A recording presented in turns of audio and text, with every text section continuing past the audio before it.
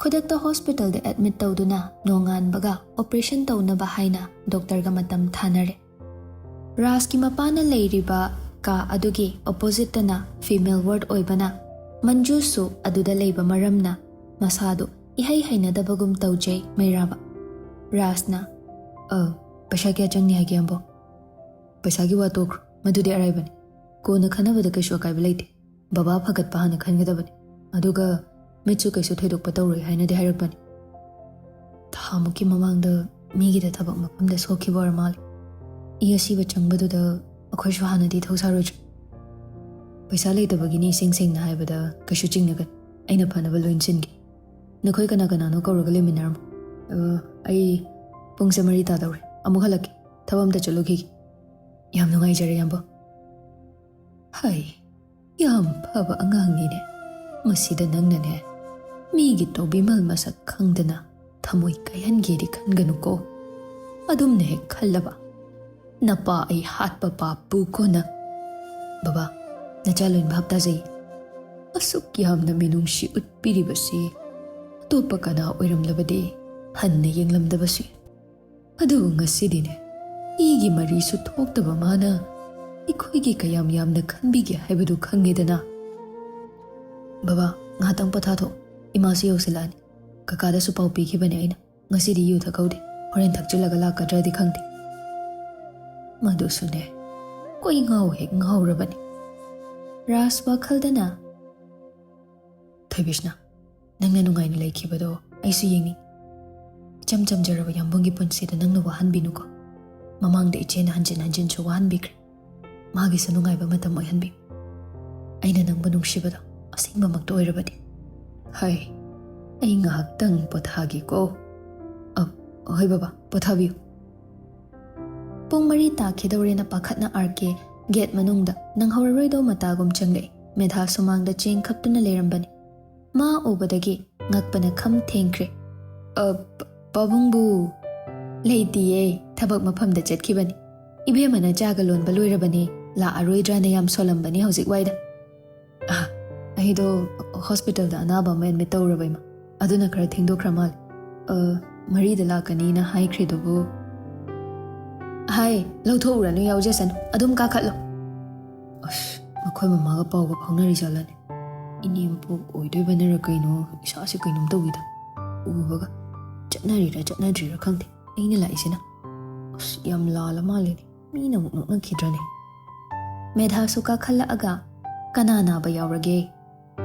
ꯑꯉꯥꯡ ꯑꯃꯒꯤ ꯃꯄꯥꯅꯤꯗ ꯏꯃꯥ, ꯐꯤꯕꯝꯁꯨ ꯈꯔ ꯅꯥꯇꯩ ꯆꯥꯗꯕꯗꯨꯗ ꯌꯦꯡꯕ ꯅꯨꯡꯉꯥꯏꯇ꯭ꯔꯕ, ꯑꯣꯐꯤꯁꯇ ꯃꯁꯥ ꯂꯥꯛꯄꯗꯨꯗ ꯑꯩꯁꯨ ꯑꯗꯨꯝ꯫ ꯐꯔꯦ ꯐꯔꯦ, ꯆꯥ ꯄꯨꯊꯣꯛꯍꯜꯂꯛꯀꯦ, ꯉꯥꯏꯌꯨꯀꯣ꯫ ꯌꯥꯔꯅꯤꯗ꯫ ꯌꯥꯗꯦ ꯌꯥꯗꯦ꯫ ꯕꯦꯝꯃꯥ, ꯇꯥꯕ꯭ꯔꯣ? ꯅꯈꯣꯏ ꯌꯥꯝꯕꯨꯡꯒꯤ ꯆꯥꯗꯣ ꯄꯨꯊꯣꯛꯄꯤꯔꯛꯑꯣꯅꯦ, ꯃꯤ ꯊꯦꯡꯈ꯭ꯔꯅꯦ, ꯊꯕꯛ ꯃꯌꯥꯝ ꯇꯧꯔꯨꯕꯒꯤꯁꯨ ꯋꯥꯔꯝꯃꯅꯤꯅꯦ꯫ ꯋꯥꯕ ꯅꯠꯇꯦꯗ ꯏꯃꯥ, ꯉꯔꯥꯡ ꯄꯥꯎꯗ ꯊꯦꯡꯅꯔꯝꯃꯤꯅꯦ꯫ ꯑꯍꯣꯏ ꯏꯃꯥ, ꯀꯥꯡꯄꯣꯛꯄꯤꯗ ꯀꯟꯁꯇ꯭ꯔꯛꯁꯟ ꯑꯃ ꯍꯧꯒꯗꯧꯔꯤ, ꯑꯗꯨꯒꯤ ꯆꯠꯂꯨꯕꯅꯤ꯫ ꯑꯗꯨꯒ ꯃꯣꯏꯗꯤ ꯃꯤꯗꯤꯌꯥꯒꯤ ꯃꯌꯥꯝ ꯑꯃꯁꯨ ꯀꯧꯔꯝꯃꯤ꯫ ꯍꯧꯖꯤꯛꯀꯥꯟꯗꯤ ꯊꯕꯛ ꯂꯣꯏꯅ ꯅꯤꯌꯣꯝ ꯁꯦꯡꯅ ꯇꯧꯕꯁꯤ ꯂꯣꯏꯅ ꯄꯥꯝꯅꯔ ꯃꯥꯜꯂꯦ꯫ ꯍꯥꯏ, ꯅꯍꯥꯟ ꯀꯅꯥꯒꯤꯅꯣ ꯗꯤꯃꯥꯟꯒꯤ ꯋꯥꯐꯝ ꯑꯃ ꯄꯟꯈꯤꯕꯗꯧꯅ ꯑꯩꯕꯨ꯫ ꯑꯩꯒꯤꯁꯨ ꯁꯔꯨꯛ ꯌꯥꯎꯔꯛꯇꯣꯏꯔꯥ ꯈꯪꯗꯦ꯫ ꯍꯧꯖꯤꯛ ꯐꯥꯎꯒꯤꯗꯤ ꯑꯣꯐꯤꯁꯀꯤ ꯑꯄꯨꯟꯕꯗ ꯌꯥꯎꯔꯤ, ꯃꯤꯒꯤ ꯃꯤꯠꯌꯦꯡꯗꯗꯤ ꯁꯔꯀꯥꯔꯒꯤ ꯊꯕꯛ ꯇꯧꯕꯁꯦ ꯌꯥꯝ ꯄꯥꯝꯅꯕ꯫ ꯑꯗꯨꯕꯨꯗꯤ ꯄꯥꯛ ꯍꯦꯛ ꯐꯪꯕ ꯅꯠꯇꯦꯗꯣ꯫ ꯑꯗꯨꯕꯨ ꯏꯃꯥ, ꯃꯅꯨꯡꯗ ꯇꯧꯔꯤꯕ ꯆꯠꯅꯔꯤꯕ ꯃꯌꯥꯝꯁꯤꯗꯤ ꯃꯈꯣꯏꯅꯗꯤ ꯎꯕ ꯅꯠꯇꯕꯅꯤꯅ ꯅꯨꯡꯉꯥꯏꯕꯣꯏ ꯅꯤꯡꯂꯤ꯫ ꯊꯕꯛꯅꯗꯤ ꯑꯩꯈꯣꯏꯅ ꯇꯧꯕ ꯃꯥꯟꯕ, ꯇꯧꯕꯅ ꯊꯤꯀꯥꯗꯥꯔ ꯈꯔꯅ꯫ ꯄꯥꯕꯨꯡꯁꯨ ꯇꯧꯏꯀꯣ, ꯑꯗꯨꯗ ꯊꯃꯣꯏ ꯁꯦꯡꯗ꯭ꯔꯗꯤ ꯃꯤꯒꯤ ꯃꯤꯠꯌꯦꯡꯗꯅ ꯑꯩꯈꯣꯏꯅ ꯄꯩꯁꯥ ꯃꯠꯄ ꯑꯣꯏꯅ꯫ ꯑꯗꯨꯁꯨ ꯆꯨꯝꯗꯕ ꯅꯠꯇꯦ꯫ ꯇꯥꯟꯖꯥꯗꯨꯗ ꯊꯣꯏꯕꯤꯁꯅꯥ ꯊꯣꯔꯛꯑꯒ, ꯌꯥꯝꯕꯣ, ꯆꯥ ꯄꯥꯏꯁꯦ꯫ ꯆꯤꯅꯤ 2ꯔꯛ ꯁꯨꯅ ꯊꯥꯛꯆꯤꯟꯈ꯭ꯔꯦ, ꯈꯔꯗꯤ ꯊꯨꯝꯃꯅꯤ, ꯍꯦꯟꯅꯁꯨ ꯁꯧꯍꯟꯈ꯭ꯔꯕꯅꯤ꯫ ꯅꯪꯅꯕꯨ ꯂꯣꯜꯂꯗꯤ ꯌꯥꯔꯦꯗ꯫ ꯍꯥꯏꯗꯤ ꯋꯥꯔꯅꯤ ꯍꯥꯏꯕ 2ꯔꯛ ꯂꯣꯜꯂꯗꯤ꯫ ꯀꯩꯅꯣ, ꯏꯃꯥꯒꯤꯗꯤ ꯄꯤꯔꯔꯣꯏꯗ꯭ꯔꯣ? ꯏꯊꯟꯇ ꯊꯛꯑꯗꯣꯏꯔꯣ ꯇꯧꯏꯁꯤꯕꯣ? ꯍꯥꯏ, ꯗꯥꯏꯕꯦꯇꯤꯁꯀ ꯂꯩꯔꯛꯀꯅꯤꯀꯣ, ꯃꯥꯒꯤ ꯆꯤꯅꯤ ꯊꯨꯝꯕꯗꯣ ꯊꯛꯑꯒ꯫ ꯆꯍꯤ ꯃꯇꯥꯡꯁꯤꯅꯅꯦ ꯁꯨꯒꯔ ꯋꯥꯡꯕ ꯃꯇꯥꯡ ꯑꯣꯏꯔꯛꯄꯒꯤ ꯆꯥꯕꯁꯨ ꯌꯥꯔꯤꯈꯩ ꯀꯛꯂꯕꯅꯦ ꯑꯩꯗꯤ꯫ ꯏꯃꯥ, ꯅꯥꯕꯒ ꯌꯥꯗꯦꯀꯣ? ꯅꯥꯕ ꯌꯥꯗ꯭ꯔꯤꯅꯦ, ꯏꯃꯤꯠꯇ ꯏꯁꯨ ꯁꯥꯟꯅꯕꯒ ꯎꯈꯤꯗꯣꯏꯅꯤ, ꯃꯌꯥꯝ ꯃꯥꯡꯗ ꯄꯨꯗꯅ ꯂꯛꯅꯈꯤꯗꯣꯏꯅꯤ, ꯏꯁꯨꯅ ꯕꯨꯕꯣꯛ ꯕꯨꯕꯣꯛ ꯀꯥꯏꯅ ꯀꯧꯕꯗꯣ ꯇꯥꯈꯤꯗꯣꯔꯤꯕꯅꯤꯅꯦ꯫ ꯑꯅꯤꯗꯨ ꯏꯀꯥꯏꯔꯞ ꯇꯧꯅ ꯇꯨꯃꯤꯟ ꯂꯩ꯫ ꯃꯦꯙꯥꯅ, Ngaikhone he. Ngasai nai hairidubu mari mata sunataba. Adudi hospital da kana kana di lehoraba. Makhoi ni lehobani. Atai su kaurani na hayo. Angang dugi mong du da yam nungai trab. Mahadaw na tawa matam dadi aidi mama leite haijaba khaktani. Amarom dadi ining yam tami. Kana bono yam bo. Arki ngasai gi wari mayam du lirame. Aduga Rasto thazadana gyan yam tawa ngangoiram. Handak thabak khar kaugadori. Makhoi mayam corruption khar di tawge harani. Aigi susit ama pidaba yade haina mari yetlasira khangte. Aduga mangonda pibirab. Awaba migi da mateng pangbibadi kaidabra khali. Makhoi na su kauba ngamla. Leiphamgi wa natabidane ahal su yengsinbiba. Wada boiragana aikhoigi home da lehannaba hudokpadi kai kai. Aishu khaliban. Seba tawbinaba mayam su leiri. Pija pithak su phajana tawbini. Hayeng daidi hospital da lakpa dar. Nangdi gai taning ko yumda sum lay. Angana ko chachaningan. Wari sum sanaramuko. Aine mathakta phiro khara phawrido angta loksilokki. Amuk nume takhiba khanghaur. Bema ahalga manaraga khatnanuko. Asumna hairamaga medha thokre. Thoibishnana lakani di lakani. Kawangam da bai mongro. Ayado haikhiba leitena. Aini yetkiba natro. Wari se khangamadi khongthangsa kaishu henjilamoidaban. Taning de ko yamba. Phare. Nang hospital do chatpi. Hoi, chattauri aidi. Taagena taabani. Aisu taagena taabani. Kaino nangna shugya mari yelise thoibe. Akhoi chega ward to pulle highway wakhatani. Amana male, amana female. Yamla aninga mara. Pharena lakpiro sungak lakpiroi. Am saw kinomi. Hoje phawa thasaba ngamdre do kaigino. Kanada kari lankre. Nomata yambung nataba amata su khandrab. Aibudi mi amari sane. Aduna kaida thasabini.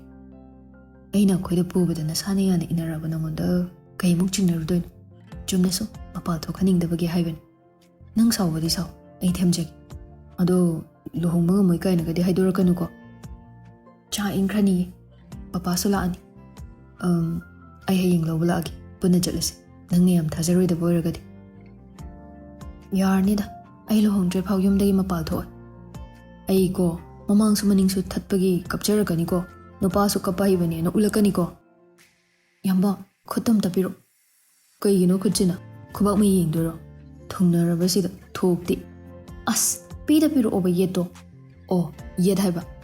Hoini maini ingit amta piraktana mana sabiba oiramal. Khudop ado. Nupadogi ring finger doda Thoibishna na sizile. Ngahaktang di mayraba ngakpana tuminle. Thoibishna na khudop se rasta ina sahan kibani yambungini khalaga. Ibani chela matungda loisalaga mana pirakpani. Mayumgi anawa yawe haiduna sanabiba thungna de haibani. Haipadi kanana insala ibaduna. Khungupi wasu thungna de haida. Akhodi chenba numita yambungna leibir. Luhongba numitso lepkadawre hayengdi. Adudi aigi oirani khangbagini. Aisune aigi oire khalaga pizaba. Kanada su pidribani. Punsida yambungna ahanbani. Koinaringai pinaba oiradi kainani kainaroi khangdabani na piningdaba. Aduna mipum khudingna lana sanapiba kainabani haina sandokhanbado pamdaba. Ainangi kai biyuge. Thamoigi sodo piro lonchelaga thamdoki. Hayeng imai jakta leinaba. Pabunga nini sigadi. Aduna aigida thamagi. Yambungda mai amdo pulab hapa chandradi. Aigida hapladi. Aisana yambungi thamoi manungda leidoi natro. Ado airadi akhoi mayam pulab oina leiroidro. Adudi aidi si loba lakpaga chap manarene. Sipigena koukibani. Haido adi mama leiraroi khanbagini. Chatnabigi wa malalaga aina mamada haizaragana namdana yahalin. Nangi susabi.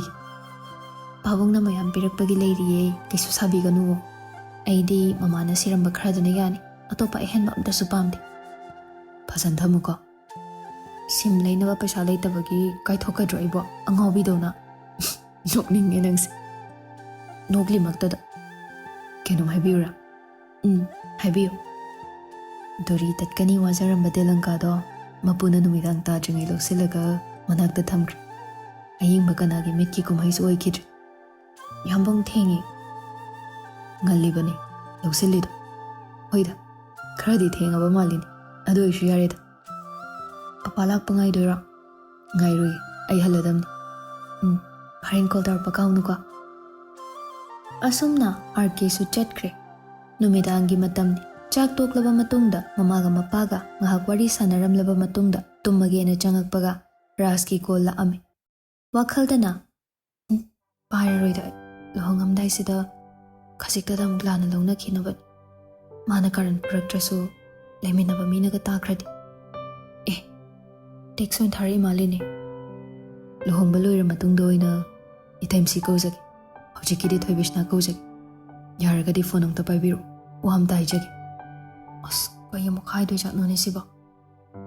ꯑꯗꯨꯝꯅ ꯈꯜꯂꯤꯉꯩ ꯐꯣꯟꯗꯣ ꯑꯃꯨꯛꯀꯁꯨ ꯇꯧꯁꯤꯜꯂꯛꯏ. Hello? ꯌꯥꯝ ꯄꯣꯡꯈ꯭ꯔꯦꯀꯣ, ꯐꯣꯟꯒ ꯄꯥꯏꯔꯛꯇ꯭ꯔꯦ. ꯋꯥ ꯑꯝꯇ ꯍꯥꯏꯖꯒꯦ ꯌꯥꯒꯗ꯭ꯔꯣ? ꯂꯥꯟꯅꯗꯤ ꯈꯟꯕꯤꯅꯨ. ꯀꯩ ꯃꯇꯥꯡꯒꯤꯅꯣ? ꯅꯈꯣꯏ ꯆꯦꯒꯤ ꯃꯇꯥꯡꯗ ꯌꯥꯝꯕꯨꯡꯕꯨ ꯌꯥꯝ ꯋꯥꯍꯜꯂꯝꯃꯦ ꯍꯥꯏꯗꯨꯅ ꯃꯌꯥꯝꯅ ꯁꯥꯎꯅꯈꯤ. ꯑꯩꯁꯨ ꯋꯥꯔꯤꯗꯨꯗ ꯁꯥꯎꯅꯤꯡꯕ ꯐꯥꯎꯈꯤ. ꯅꯣꯏ ꯆꯦꯒ ꯅꯪꯒꯗꯤ ꯌꯥꯝ ꯈꯦꯠꯅꯩ. ꯊꯣꯏꯕꯤꯁꯅꯥ, ꯑꯩ ꯌꯥꯝꯕꯨꯡ ꯅꯈꯣꯏ ꯑꯅꯤꯒꯤ ꯅꯐꯝꯗ ꯀꯩꯁꯨ ꯌꯦꯠꯂꯣꯏꯗ. ꯑꯗꯨꯕꯨ ꯋꯥꯐꯝ ꯑꯝꯇꯪꯗꯤ ꯍꯥꯏꯖꯒꯦ. ꯅꯪꯒꯤ ꯂꯨꯍꯣꯡꯕ ꯌꯧꯗ꯭ꯔꯤꯉꯩ ꯕꯕꯥꯁꯨ ꯌꯥꯝꯕꯨꯡꯅ ꯁꯤꯟꯕꯤꯗꯨꯅ ꯐꯒꯠꯅꯕ ꯍꯣꯠꯅꯕꯤꯔꯦ. ꯔꯥꯖ, ꯀꯞꯀꯅꯨ. ꯅꯈꯣꯏ ꯑꯅꯤꯒꯤ ꯂꯨꯍꯣꯡꯕꯗꯣ ꯑꯩꯅ ꯕꯣꯔꯕꯥꯔꯇꯣꯟ ꯆꯠꯆꯒꯦ. ꯃꯁꯤꯒꯤ ꯑꯌꯥꯕꯁꯦ ꯄꯤꯕꯤꯌꯨꯀꯣ. ꯅꯈꯣꯏ ꯑꯅꯤꯒꯤ ꯇꯨꯡꯒꯤ ꯄꯨꯟꯁꯤꯗ ꯅꯨꯡꯉꯥꯏ ꯌꯥꯏꯐꯕ ꯑꯣꯏꯅꯕ ꯑꯩꯁꯨ ꯌꯥꯏꯐ ꯃꯪꯒꯣꯜ ꯄꯤꯕ ꯌꯥꯎꯖꯒꯦ. ꯑꯩ ꯑꯃꯨꯛ ꯍꯟꯅ ꯂꯦꯠꯅ ꯂꯦꯜꯂꯔꯣꯏ. ꯑꯗꯨꯒ ꯅꯪꯉꯣꯟꯗ ꯑꯃꯨꯛ ꯍꯟꯅꯁꯨ ꯊꯛ ꯇꯧꯔꯔꯣꯏ. ꯌꯥꯝꯕꯨꯡꯒꯤ ꯐꯣꯟ ꯂꯥꯛꯑꯦ. ꯐꯔꯦ, ꯑꯩ ꯊꯝꯃꯒꯦ. ꯊꯣꯏꯕꯤꯁꯅꯥ ꯐꯣꯟꯗꯨ ꯀꯛꯊꯠꯂꯒ ꯅꯨꯡꯕꯨꯗꯤ ꯅꯨꯡꯉꯥꯏꯇꯦ. ꯑꯗꯨ ꯑꯣꯏꯔꯁꯨ ꯁꯨꯃꯥꯏꯅ ꯃꯤꯅ ꯀꯞꯄꯒ ꯇꯥꯕ ꯍꯧꯅꯗꯦꯗ. ꯃꯥꯁꯨ ꯑꯩꯕꯨ ꯑꯐꯕ ꯃꯥꯏꯀꯩꯗ ꯁꯤꯡꯅꯗꯨꯅ ꯃꯥꯏ ꯄꯥꯛꯄ ꯄꯨꯟꯁꯤꯗ ꯑꯗꯨꯝ ꯍꯤꯡꯖꯈꯤꯁꯅꯨ. ꯑꯁꯨꯝꯅ ꯅꯨꯃꯤꯗꯥꯡꯗꯨ ꯑꯗꯨꯝ ꯍꯧꯈ꯭ꯔꯦ. ꯃꯊꯪꯒꯤ ꯅꯨꯃꯤꯠꯅꯤ. ꯍꯧꯅꯕꯤ ꯃꯇꯨꯡ ꯏꯟꯅ ꯅꯟꯗꯣ ꯂꯨꯍꯣꯡꯕꯒꯤ ꯃꯇꯝ ꯂꯦꯞꯅꯕ ꯑꯍꯜ ꯑꯅꯤꯒ ꯂꯣꯏꯅꯔꯗꯨꯅ ꯂꯥꯛꯂꯝꯃꯤ. ꯏꯃꯨꯡ ꯑꯅꯤ ꯌꯥꯅꯕ ꯃꯔꯝ ꯑꯣꯏꯔꯒ ꯌꯥꯔꯤꯡꯈꯩ ꯑꯐꯕ ꯅꯨꯃꯤꯠꯇ ꯁꯤꯟꯅꯕ ꯍꯥꯏꯅꯔꯝꯃꯤ. ꯑꯩꯈꯣꯏꯅ ꯄꯥꯅꯔꯤꯕ ꯅꯨꯃꯤꯠꯁꯤꯁꯨ ꯐꯩ ꯍꯥꯏꯕꯨ ꯍꯣꯔꯦꯟ ꯀꯨꯊꯤꯒꯤ ꯃꯔꯣꯜꯗꯨꯗ ꯀꯔꯤ ꯍꯥꯏꯕ ꯌꯦꯡꯉꯁꯤ. ꯑꯩꯅꯗꯤ ꯑꯩꯒꯤ ꯑꯗꯨꯗ ꯌꯥꯔꯤꯡꯈꯩ ꯀꯨꯏꯊꯕ ꯄꯥꯝꯗ꯭ꯔꯦꯅ ꯇꯛꯁꯤꯟꯕꯅꯤ. ꯌꯥꯝꯕꯨꯡꯖꯥꯅ ꯐꯒꯅꯤ ꯈꯟꯕꯗꯣ ꯑꯗꯨꯃꯛ ꯇꯧꯁꯤ. ꯏꯆꯥꯅꯨꯄꯤꯁꯦ ꯈꯔꯗꯤ ꯄꯪꯖꯕꯅꯤ. ꯑꯗꯣꯝꯗ ꯂꯩꯔꯒ ꯈꯔ ꯋꯥꯔꯛꯄ ꯇꯦꯝꯕꯤꯌꯨꯀꯣ. ꯊꯕꯛꯀ ꯑꯃꯠꯇ ꯇꯧꯍꯜꯂꯣꯏꯗ. ꯆꯥꯛ ꯊꯣꯡꯕꯁꯨ ꯅꯃꯥꯛ ꯅꯤꯄꯥꯒ ꯑꯩꯒ ꯁꯤꯜꯂꯒ ꯊꯣꯡꯒꯦ. ꯑꯗꯨꯒ ꯃꯥꯅ ꯂꯥꯏꯔꯤꯛ ꯄꯥꯍꯟꯒꯦ. ꯃꯥꯡꯍꯟꯕ ꯌꯥꯕ ꯅꯠꯇꯦꯗ. ꯆꯥꯛ ꯊꯣꯡꯕꯗꯤ ꯃꯌꯦꯛ ꯆꯪꯕꯁꯨ ꯅꯠꯇꯦꯗ ꯌꯥꯝꯕꯨꯡꯖꯥ. ꯑꯍꯜ ꯑꯃꯅ ꯋꯥꯔꯤꯁꯨ ꯅꯨꯡꯉꯥꯏꯔꯤ. ꯃꯔꯛ ꯊꯠꯅ ꯍꯌꯦꯡ ꯅꯠꯇ꯭ꯔꯒ ꯍꯣꯔꯦꯟꯗꯤ ꯀꯨꯊꯤꯒꯤ ꯃꯔꯣꯜ ꯈꯪꯕꯒ ꯁꯤꯟꯕ ꯂꯥꯡꯕ ꯍꯧꯕ ꯌꯥꯔꯅꯤꯀꯣ ꯑꯗꯨꯗꯤ. ꯑꯩꯁꯨ ꯃꯗꯨ ꯑꯄꯥꯝꯕꯅꯤ. ꯊꯥꯁꯨ ꯂꯣꯏꯒꯗꯧꯔꯦ. ꯑꯩꯒꯤ ꯋꯥꯈꯜꯗꯤ ꯃꯊꯪ ꯊꯥꯁꯤꯗ ꯁꯣꯏꯔꯔꯣꯏꯁꯤꯗ ꯂꯩꯔꯦ. ꯍꯟꯗꯛꯇꯤ ꯀꯨꯝꯍꯩ ꯑꯣꯏꯒꯗꯧꯔꯤꯕꯅꯤ. ꯃꯌꯥꯝ ꯑꯃꯁꯨ ꯂꯥꯛꯇꯅ ꯍꯪꯕ ꯍꯧꯔꯕꯗꯥꯏ. ꯍꯪꯕꯒꯤꯗꯤ ꯑꯩꯉꯣꯟꯗꯁꯨ ꯃꯌꯥꯝ ꯊꯦꯡꯅꯕꯗ ꯌꯥꯗ꯭ꯔꯕꯅꯤ. ꯊꯤꯀꯥ ꯅꯤꯌꯣꯝ ꯆꯨꯝꯃꯤ ꯍꯥꯏꯅ ꯑꯩꯉꯣꯟꯗ ꯂꯛꯅꯔꯤꯕꯅꯤ. ꯏꯃꯥꯛ ꯅꯨꯄꯥꯁꯤ ꯑꯩꯅ ꯊꯤꯀꯥ ꯂꯧꯔꯦ ꯍꯥꯏꯅ. ꯍꯥꯏ, ꯅꯪꯉꯣꯟꯗꯅ ꯑꯗꯨ ꯍꯥꯏꯕ꯭ꯔꯥ? ꯑꯩꯒꯤꯗꯤ ꯏꯆꯥ ꯅꯨꯄꯥꯅ ꯄꯥꯈꯪ ꯃꯆꯥꯒꯤ ꯐꯤꯔꯣꯜ ꯁꯦꯠꯆꯤꯜꯂꯒ ꯑꯉꯥꯡ ꯅꯨꯄꯤꯗꯨ ꯃꯧꯅꯥꯎ ꯊꯣꯏꯕꯤ ꯌꯦꯡꯂꯨꯕꯗꯒꯤ ꯐꯥꯔꯤꯔꯅ ꯍꯥꯏꯔꯤꯕꯅꯤꯅꯦ. ꯑꯍꯜ ꯑꯃꯅ ꯑꯃꯨꯛ, ꯏꯍꯦꯔꯥ, ꯀꯣꯏꯗꯕꯒꯤ ꯂꯛꯅꯕ ꯑꯣꯏꯔꯝꯒꯅꯤꯗ. ꯆꯍꯤꯗꯤ ꯈꯔ ꯈꯦꯠꯅꯕꯗꯨꯗ. ꯀꯩꯁꯨ ꯀꯥꯏꯗꯦꯗ. ꯆꯍꯤ ꯈꯦꯠꯅꯕꯅ ꯀꯔꯤ, ꯈꯦꯠꯅꯗꯕꯅ ꯀꯔꯤ? ꯆꯞ ꯃꯥꯟꯅꯔꯕꯅꯤ ꯃꯇꯝꯁꯤꯗ. ꯅꯨꯄꯤ ꯑꯐꯕ ꯊꯤꯕꯁꯨ ꯋꯥꯏ, नुपा अफब थीबसु वारबनिने अदुदि इबुंगो नोरेन अखोय अमुक चटनब तौरगे होरेंदो अमुक पाउ फाउनरसि मखोयना करी मरोल लोलकपा हाइबदो अइसु ऑफिस की मीटिंग दि लेहो यमुंगजा अइना कोमलगना अइ अदुम चटलमगे पुन्ना संगगना चा ग्लास अमा थकमिनबा हाइबदुनि नंगना सुमना हराव हराव तौबीबसे नुंगाइने हे अदो चत्रिङैदा इमौदो अमता उनजगे चनबदि नत्रे यागद्रदो कई यादने अइ कौथोके इमुंगदा ओइना उनबदि इखोइसु याउरी मपानदे हेक थोखनबदो नुंगाइतेदा फरे यमुंगजा मयाइ का फाउदा चंगबिरकपा यागद्रा अदुना फदौबा माल मयाम वारोबिबा यादेको ममागा लोइनना थोइबिसना मकुबक उनबा थोरकले बेमा Nang unaramlaga pabungse halladawbanine. Nakhoi nenesi amuk tharakki. Ado hojiki oinadi kari awatpa apamba leibage adu koidana hayo. Kaishu thoidokpa leitiye pabo. Aikhoi amaduna hango haimanbaginini. Chatnadaba amata khangdraban. Thainana yumgi ahalna sinbiram. Hojikna aina ahal saban. Chingnadana pabungda hai. Nangna kari pamba. Medhana Yambungcha awatpa amata leiba nateda. Mapana su nungtigi hanglibani. Khummu yade. Yani da haibani. Aikhoi su hangudre. Aigidi icha ningolga chap mane. Hangdaba yadabani. Pabung nakhoi nene sida hairage. Adugane nakhoi mamaga punna chatlaga matam sida chatnaba phiroldo leirunaba sel pirage ko. Ihe aidi kawine he. Ras haibadubu khangbrane. Thoibishana swai lawi ngahakte. Nando makha tarakle. Aikhoi thoibana makhoi babadu namdana.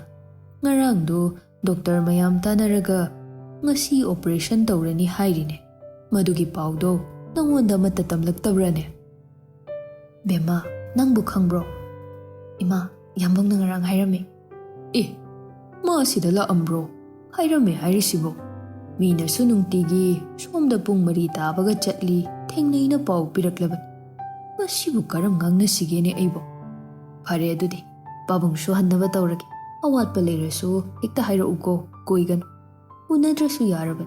Sida laklaga wari phau saramdradi isase awatpa ama leibagum taw. Bema nangna aikhoi yumgi awatpa simen balakpado pabung wana ngairamge.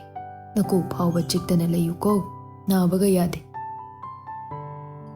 Medha Nandona chetkibaga kaigino mina do phazana wari saramlaga nangna tumina leiridubo machani pada oradi saramnine na. As mama ikaibaine mi karigya Suchina tamakpani makhoi pabungse yam sathi haina office ta mayamna su kinai hai hanadi kemta khalamde mana do tamakpadagi ai khautak charini mi mathau masa khangjabani nangna karigi kidoiba kari laludana Noren cha chang aga makhoi su hankre ai su ngasidi thabak chinba komba thidana horen kuthi yengphamda chatpatar yambung chana su phajana chil aina phet pha tawbado ai su nungaide ai de ichase chathaningdreda lohongbase khara khasige thokpa yara roidro mama ai talliko bema papa mina cheluradi phajana haina de haidudi yaithodi aise phajana haina khidra hey ai khoidagi henba masu leiramlabai cha thoibe papa gi cham ta semukpa yagadro ngasaidagi wari tawringaida aigido ingaga leirame hai papa ai semake masinane pangira singira khangdanane wa haibada pallaitabase aidi am pakhatlida hayeng migida chatkhraga mana thokpa nganglamgadrana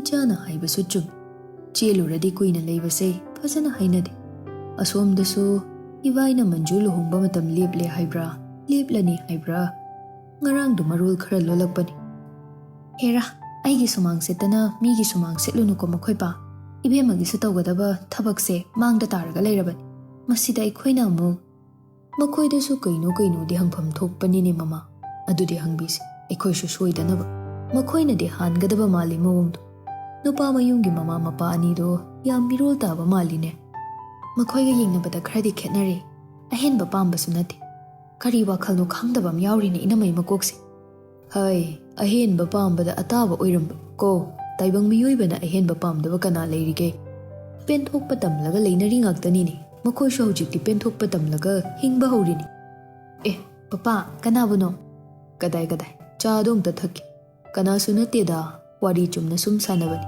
matam sigi matangda matam khara hokre Raski apokpasu mairabana chenbiduna hanadagi phibam phagatle machil manawgum loinaram manju su hanadagi phagatuna RK da haijaraga luhongbagi kainadan bibinaba haijare onaribra khangdeda mama macha mapaga loinana ekta paktharagane bibidaba yade nekta kurumi yaroi hairubasu yada chaningkhidreda sakta singdo makoina tawkiba singdo hairode pauranu se nangna saur leiradi magi wakal thadokpa ngamdaba mankini ngasina loirabani luhongkhrani adudaidi mathang haptadana aina satin paidoribani ꯑꯩꯈꯣꯏ engineer ꯁꯥꯍꯦꯕꯀꯤ ꯅꯪ ꯑꯩꯒꯤ ꯅꯥꯛꯇ ꯂꯩꯌꯨꯀꯣ ꯊꯣꯏꯕꯤꯁꯨ ꯃꯃꯥꯏ ꯃꯅꯥꯛꯇ ꯁꯨꯝ ꯂꯩꯒꯦ ꯍꯥꯏꯅꯤ ꯏꯇꯣꯝꯇ ꯇꯔꯛ ꯂꯩꯕꯗꯣ ꯑꯁ ꯑꯩ ꯌꯥꯝ ꯍꯩꯅꯔꯣꯏꯕ ꯏꯁꯥꯒꯤ ꯂꯨꯍꯣꯡꯕꯅꯦ ꯍꯥꯏꯔꯗꯤ ꯁꯨꯃꯥꯡ ꯃꯌꯥꯏꯗ ꯐꯝꯂꯒꯅꯦ ꯇꯨꯃꯤꯟꯅ ꯁꯛꯏꯕ ꯏꯁꯩ ꯃꯌꯥꯝꯗꯣ ꯇꯥꯔꯒ ꯀꯔꯤꯅꯣ ꯇꯥꯁꯟꯕ ꯌꯥꯏꯗꯅ ꯁꯤꯗꯤ ꯃꯤꯒꯤꯅꯤꯅ ꯑꯗꯨꯁꯨ ꯌꯥꯔꯣꯏ ꯌꯥꯔꯦ ꯕꯣꯔꯗꯤꯅꯦ ꯅꯪꯅꯕꯨ ꯃꯥꯜꯂꯅꯤ ꯀꯣꯏꯌꯦꯗ ꯃꯨꯛꯁꯤꯟꯈꯤꯕꯗ ꯑꯁ ꯌꯥꯔꯦ ꯅꯪꯁꯨ ꯐꯖꯅ ꯈꯥꯏꯍꯦ ꯍꯥꯏ ꯂꯣꯏꯗ꯭ꯔꯤꯕꯅꯦ ꯅꯈꯣꯏ ꯑꯅꯤꯕꯣ ꯌꯥꯝꯕꯨꯡ ꯆꯥꯁꯨ ꯌꯧꯁꯤꯜꯂꯛꯑꯦ ꯍꯥꯏꯅꯦ ꯅꯈꯣꯏꯅ ꯈꯔ ꯉꯟꯅ ꯆꯠꯂꯝꯗꯦ ꯍꯥꯏꯔꯅꯤꯗꯣ ꯑꯁꯣꯝꯗꯩꯁꯨ ꯍꯟꯖꯤꯟ ꯀꯣꯜ ꯇꯧꯔꯛꯑꯕꯅꯤ ꯅꯪꯒꯤ ꯍꯧꯅꯕꯤ ꯁꯥꯎꯔꯤꯅꯦ ꯍꯥꯏꯅꯅꯦ ꯕ꯭ꯔꯪ ꯂꯥꯎꯕꯗꯣ ꯇꯧꯅꯨꯀꯣ ꯅꯦꯅꯦꯁꯦ ꯑꯩ ꯂꯣꯏ ꯈꯪꯖꯩꯗ ꯗꯤꯂꯤꯞ ꯃꯌꯥꯝꯁꯨ ꯃꯊꯪ ꯂꯨꯍꯣꯡꯅꯔꯤ ꯅꯪꯒꯤꯁꯨ ꯃꯇꯝ ꯌꯧꯁꯤꯟꯕ ꯌꯥꯗ꯭ꯔꯤꯕꯣ ꯅꯈꯣꯏꯅ ꯆꯤꯜꯂꯤ ꯍꯥꯏꯔꯁꯨ ꯑꯩꯈꯣꯏ ꯁꯤꯗ ꯂꯩꯅꯤꯗꯅ ꯌꯨꯝꯗ ꯐꯖꯅ ꯍꯥꯏꯅꯔꯒ ꯑꯆꯪꯕ ꯄꯩꯁꯥꯗꯣ ꯑꯩꯈꯣꯏꯅ ꯄꯨꯊꯣꯛꯅꯤꯗꯅ ꯅꯦꯅꯦꯁꯦ ꯃꯈꯣꯏ ꯃꯌꯥꯝꯒꯤꯁꯦ ꯂꯣꯏꯈꯤꯁꯅꯣ ꯇꯧꯕꯅꯤ ꯑꯁꯤ ꯂꯣꯏꯈ꯭ꯔꯗꯤ ꯑꯩꯒꯤꯗꯃꯛ ꯃꯈꯣꯏ ꯃꯌꯥꯝꯁꯦ ꯄꯨꯂꯞ ꯁꯤꯖꯤꯟꯅꯒꯦ ꯇꯧꯕꯅꯤ ꯑꯗꯨꯒꯤ ꯉꯥꯏꯔꯤꯕꯅꯤ ꯅꯦꯅꯦꯁꯦ ꯆꯟꯗꯣꯟꯁꯦ ꯀꯃꯥꯏꯅ ꯊꯤꯟꯅꯤ ꯀꯤꯠ ꯂꯥꯎ ꯅꯝꯒꯗ꯭ꯔꯥ ꯀꯩꯅ ꯐꯅꯤ ꯁꯥꯡꯅ ꯑꯃꯨꯛ ꯊꯤꯟꯈꯤꯒꯦ ꯍꯥꯏꯔꯣ ꯍꯥꯏꯁꯦ ꯑꯁ ꯈꯪꯗꯕꯩ ꯍꯪꯕꯅꯤ ꯀꯩꯗꯧꯔꯒꯦ ꯑꯩꯗꯤ ꯅꯍꯥꯟꯈꯩ ꯈꯪꯗꯦ ꯑꯩꯒꯤ ꯏꯌꯥꯁꯦ ꯃꯁꯛ ꯑꯣꯟꯊꯣꯛꯅ ꯐꯖꯊꯣꯛ ꯂꯩꯔꯝꯃꯤꯅꯦ ꯀꯗꯥꯏ ꯃꯌꯥꯏ ꯑꯣꯏꯔꯞ ꯍꯥꯏꯐꯦꯠ ꯅꯝꯕꯤꯔꯒꯦ ꯃꯁꯤꯅ ꯍꯦꯟꯅ ꯐꯔꯕꯅꯤ ꯗꯤꯂꯤꯞ ꯏꯅꯐꯤꯗꯣꯝ ꯂꯥꯝꯃꯣ ꯃꯕꯨꯡ ꯁꯥꯗꯣꯏꯅꯤꯅꯦ ꯅꯇꯩꯃ ꯑꯣꯏꯒꯗꯕꯒꯤ ꯑꯑꯣꯟꯕ ꯂꯥꯛꯄꯁꯦ ꯅꯤꯌꯣꯝ ꯆꯨꯝꯗ꯭ꯔꯒꯗꯤ ꯐꯔꯛ ꯇꯥꯅꯤꯀꯣ ꯐꯥꯒꯤꯗ ꯑꯋꯣꯏꯕ ꯌꯥꯎꯔꯒ ꯈꯠꯅꯔꯛꯀꯅꯤꯀꯣ ꯅꯈꯣꯏꯒꯤ ꯍꯧꯅꯕꯤ ꯀꯣꯆꯤ ꯀꯣꯠꯅꯕꯗꯣ ꯆꯠꯂꯝꯗꯥꯏꯁꯤꯗ ꯇꯧꯔꯅꯨ ꯄꯨꯡ ꯊꯦꯡꯈꯤꯅꯕꯅꯤ ꯅꯦꯅꯦꯁꯦ ꯃꯅꯝ ꯅꯝꯕꯤꯔꯨꯁꯦ ꯑꯁꯨꯝꯅ ꯗꯤꯂꯤꯞꯀ ꯃꯕꯥꯅꯤ ꯂꯥꯛꯂꯦ ꯂꯨꯍꯣꯡꯐꯝꯗꯨ ꯃꯤꯅ ꯄꯨꯡꯀꯣꯏ ꯀꯣꯏꯅ ꯂꯩꯔꯝꯃꯤ ꯃꯊꯪ ꯆꯪꯉꯛꯑꯒ ꯃꯟꯖꯨꯒ ꯐꯣꯇꯣ ꯅꯝꯃꯤꯟꯅꯕꯒꯤ ꯂꯩꯔꯝꯃꯤ ꯉꯥꯏꯍꯥꯛ ꯂꯩꯔꯒ ꯕ꯭ꯔꯥꯍꯃꯟ ꯑꯃꯅ ꯃꯟꯖꯨꯒꯤ ꯃꯥꯡꯗ ꯃꯩꯔꯥꯕꯒ ꯂꯣꯏꯅꯅ ꯐꯝꯗꯨꯅ ꯁꯣꯟꯕ ꯍꯧꯈ꯭ꯔꯦ ꯃꯕꯨꯡ ꯑꯃꯒꯤ ꯃꯇꯧꯒꯨꯝ ꯃꯟꯖꯨꯒꯤ ꯌꯥꯏꯐꯃꯪꯒꯣꯜ ꯄꯤꯅꯕꯒꯤꯗꯃꯛ ꯃꯩꯔꯥꯕ ꯕ꯭ꯔꯥꯍꯃꯟꯗꯨꯅ ꯇꯧ ꯍꯥꯏꯕ ꯃꯈꯩ ꯆꯤꯊꯗꯨꯅ ꯇꯧꯔꯝꯃꯤ ꯃꯥꯒꯤ ꯃꯇꯧ ꯎꯕꯗ ꯈꯪꯍꯧꯗꯦ ꯃꯟꯖꯨꯗꯣ ꯃꯤꯠꯂꯨ ꯄꯤꯔꯥꯡꯗꯣ ꯃꯅꯤꯡ ꯇꯝꯅ ꯆꯦꯟꯊꯔꯛꯄ ꯃꯈꯣꯏ ꯑꯅꯤꯅ ꯃꯪꯈꯤꯕ ꯅꯨꯡꯁꯤꯒꯤ ꯃꯪꯂꯥꯟꯗꯨꯗꯤ ꯑꯔꯦꯝꯕ ꯇꯥꯔꯦ ꯍꯟꯗꯃꯨꯛꯀꯤ ꯃꯄꯣꯛꯇ ꯃꯟꯖꯨꯒꯤ ꯑꯣꯏꯌꯨ ꯇꯝꯂꯝꯗ꯭ꯔꯕ ꯃꯩꯔꯥꯕꯁꯤ ꯀꯔꯤꯒꯤꯅꯣ ꯉꯁꯤꯗꯤ ꯃꯤꯠꯃꯥꯡꯗꯒꯤ ꯆꯠꯍꯟꯅꯤꯡꯗ꯭ꯔꯤꯕ ꯈꯨꯠ ꯌꯦꯠꯅ ꯅꯠꯇ꯭ꯔꯣꯏꯒ ꯌꯦꯠꯁꯤꯗꯅꯦ ꯏꯁꯤꯡ ꯈꯔ ꯍꯥꯞꯄꯛꯀꯦ ꯍꯣꯔꯦꯟ ꯑꯩꯅ ꯁꯣꯜꯂꯛꯄꯗꯨꯒ ꯃꯥꯟꯅꯅ ꯅꯪꯁꯨ ꯃꯇꯨꯡ ꯏꯜꯂꯛꯄ ꯀꯥꯎꯅꯨꯀꯣ ꯁꯤꯁꯦ ꯁꯤꯃꯁꯨ ꯍꯥꯞꯄꯛꯀꯦ ꯑꯗꯨꯗꯤ ꯍꯧꯔꯁꯤꯀꯣ ꯄꯨꯛꯅꯤꯡ ꯆꯪꯅ ꯋꯥꯈꯜ ꯑꯅꯤ ꯂꯣꯝꯗꯕꯒꯤ ꯃꯑꯣꯡꯗ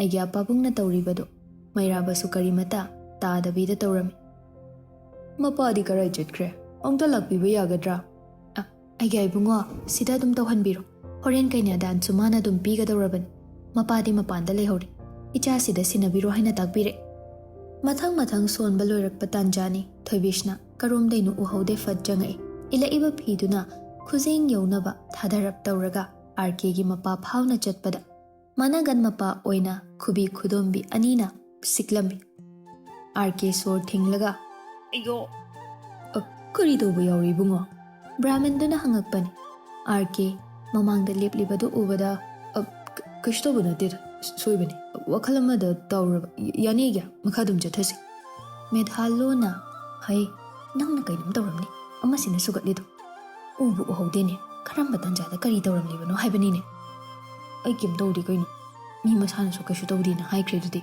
ꯇꯥꯍꯧꯗ꯭ꯔꯣ ꯃꯃꯥꯕꯣ ꯏꯅꯦꯝꯄꯣꯛ ꯍꯥꯏꯁꯦ ꯏꯁꯤꯡ ꯂꯤꯠꯇꯤ ꯋꯥ ꯉꯥꯡꯕꯗꯤ ꯑꯥꯔꯀꯦꯅ ꯂꯨꯆꯤꯡꯗꯨꯅ ꯀꯩꯅꯥꯗꯥꯟ ꯄꯤꯔꯝꯃꯤ ꯃꯌꯥꯝꯁꯨ ꯃꯊꯪ ꯅꯧꯅ ꯄꯨꯟꯁꯤ ꯂꯩꯄꯨꯟ ꯁꯦꯝꯂꯤꯕ ꯑꯅꯤꯗꯨꯒꯤ ꯌꯥꯏꯐꯃꯪꯒꯣꯜ ꯄꯤꯕ ꯑꯣꯏꯅ ꯗꯥꯟ ꯊꯥꯗꯔꯝꯃꯤ ꯀꯩꯅꯥ ꯑꯊꯦꯟꯕꯒꯤ ꯀꯣꯏꯂꯥꯡ ꯂꯥꯡꯕ ꯇꯥꯟꯖꯥꯗꯅꯤ ꯍꯩꯁꯤꯡꯈ꯭ꯔꯕ ꯑꯥꯔꯀꯦ ꯆꯪꯁꯤꯟꯗꯨꯅ ꯊꯣꯏꯕꯤꯁꯅꯥꯒꯤ ꯃꯈꯨꯠꯇꯨ ꯇꯥꯞ ꯍꯦꯛ ꯄꯥꯏꯁꯤꯜꯂꯤ ꯏꯜꯂꯤꯕ ꯏꯅꯐꯤꯗꯨꯅ ꯃꯌꯥꯝ ꯎꯈꯤꯅꯤ ꯃꯇꯥꯒꯨꯝ ꯂꯣꯠꯅꯕ ꯍꯣꯠꯅꯔꯝꯃꯤ ꯊꯥꯗꯣꯛꯅꯕ ꯐꯅ ꯃꯨꯛꯄꯅꯤ ꯎꯄꯥꯏ ꯂꯩꯇꯦ ꯅꯪꯅ ꯁꯤꯛꯄꯈꯛ ꯑꯩꯅ ꯐꯥꯈꯤꯕ ꯈꯨꯠꯇꯨꯗꯤ ꯊꯥꯗꯣꯛꯄ ꯀꯥꯏꯗꯨꯗꯤ ꯈꯜꯂꯨꯔꯅꯨ ꯑꯁ ꯌꯥꯝꯕꯣ ꯃꯤ ꯃꯌꯥꯝ ꯃꯃꯥꯡꯗ ꯐꯖꯗꯦꯕ ꯊꯥꯗꯣꯛꯑꯣꯕ ꯉꯁꯥꯏꯗꯣ ꯑꯩ ꯂꯥꯟꯖꯔꯦꯕ ꯌꯥꯝ ꯊꯋꯥꯏ ꯆꯪꯅ ꯂꯩꯕꯗꯨꯗ ꯑꯩꯅ ꯂꯥꯛꯄ ꯎꯅꯕ ꯍꯥꯏꯗꯅ ꯏꯪꯒꯤꯠ ꯄꯤꯔꯝꯕꯅꯦꯕ ꯃꯤꯠꯃꯥꯡꯁꯤꯗ ꯑꯩꯒꯤ ꯅꯨꯄꯤꯅꯦ ꯍꯥꯏꯗꯨꯅ ꯑꯩꯁꯨ ꯑꯩꯒꯤ ꯅꯨꯄꯤꯒꯤ ꯈꯨꯠꯁꯦ ꯄꯥꯏꯖꯔꯤꯅꯤ ꯀꯩꯅꯣ ꯑꯗꯨꯅꯗꯤ ꯀꯥꯏꯗꯩ ꯊꯥꯗꯣꯛꯑꯅꯤ ꯑꯇꯣꯞꯄ ꯀꯅꯥꯒꯤ ꯈꯨꯠ ꯄꯥꯏꯔꯨꯕꯗꯤ ꯏꯔꯥꯡ ꯊꯣꯛꯑꯝꯃꯅꯤ ꯀꯣꯔꯠ ꯀꯥꯔꯝꯕꯁꯨ ꯀꯅꯥ ꯈꯪꯕꯅꯣ ꯌꯥꯝ ꯉꯝꯃꯤ ꯅꯪꯉꯣꯟꯗ ꯉꯝꯕꯕꯣ ꯃꯤ ꯂꯥꯛꯅꯔꯦ ꯃꯤꯁꯦ ꯀꯤꯁꯨ ꯀꯤꯔꯤ ꯃꯥꯜꯂꯦ ꯑꯉꯥꯡꯕ ꯃꯆꯨꯒ ꯏꯟꯕꯁꯤꯗꯤ ꯈꯨꯐꯖꯝ ꯇꯧ ꯅꯨꯡꯇꯤꯒꯤ ꯅꯪꯒꯤ ꯁꯛꯂꯣꯟ ꯃꯈꯜ ꯎꯔꯤꯈꯩ ꯅꯨꯡꯁꯤꯕ ꯁꯨꯝ ꯍꯦꯟꯒꯠꯂꯤꯁꯦ ꯀꯩꯒꯤꯅꯣ ꯄꯨꯝꯌꯥꯠ ꯐꯩꯖꯣꯝ ꯁꯦꯠꯄꯁꯨ ꯐꯖꯩꯅ ꯅꯪꯅ ꯄꯣꯠꯂꯣꯏ ꯁꯦꯠꯄ ꯌꯦꯡꯅꯤꯡꯉꯤ ꯌꯥꯝꯕꯪꯅ ꯀꯣꯛꯌꯦꯠ ꯌꯦꯠꯄꯗꯣ ꯌꯦꯡꯅꯤꯡꯉꯤ Kuidrabani, ngaiba kal. Aisu wana ngairiba. Horendi kainagi nakanda phambagi muhutane. Aigi nakanda oin phamgadaba. Adu yadraba. Kaidogi angoidi. Kuidodweba. Kaina thendoba garido aina oina dum thau tarena. Nangna mamangda phamba aina pamjaba thoni. Ahuba mina ibani se kayada chanino haibado haihange tawbanida. Kaina se am theningba mongni ne adude. Nanga jetminaba pamjaba. Phaiba. Da Dilip su tonghalakpa yar. Dilip nakandagi.